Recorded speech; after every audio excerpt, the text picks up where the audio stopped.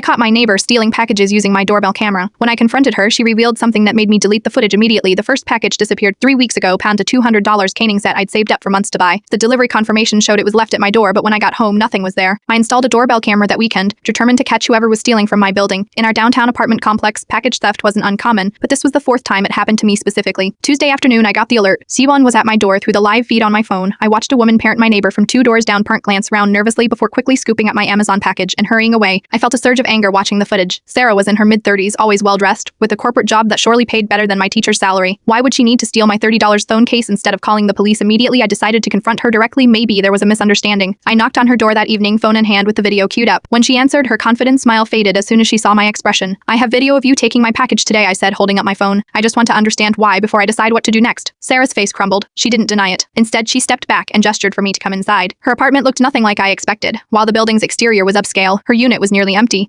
Just a mattress on the floor, a folding table, and a single chair. In the corner, a small collection of children's toys was neatly arranged beside a worn backpack. "My daughter's staying with my sister right now," she explained, noticing my gaze on the toys. "I lost my job 3 months ago. Then my husband left, emptied our accounts, and stopped paying child support." She pointed to a stack of papers on the table, pan, eviction notices, and past due bills. "I've been selling things online to make rent," she continued, her voice breaking. "When I see packages, I take them hoping for something I can sell. I know it's wrong. I just didn't know what else to do." She reached into a drawer and pulled out my unopened hanging set. I couldn't bring myself to sell this one. I stood there stunned. The woman I'd been ready to report as a thief was a desperate mother trying to keep a roof over her head. "Why didn't you ask for help?" I finally managed to ask. "Pride," she whispered. "Examena here thinks I am successful. I couldn't face telling anyone the truth." I deleted the doorbell footage while standing in her apartment. Then I asked what her daughter was into these days. "Unicorns," she said, confused by my question. The next day, I left a package at her door. Paint filled with groceries, a Newstead gift card, and a small unicorn plush. I also included information about the school district's Family Resource Center where I volunteer. "We're having coffee next week to talk about job leads in my school district." I still lock my door and use my camera, but now I understand that sometimes people steal packages not because they want to, but because they don't see any other choice. The real theft was her husband taking her security and leaving her with nothing but desperation. Sometimes the evidence doesn't tell the whole story, and sometimes compassion is more important than justice.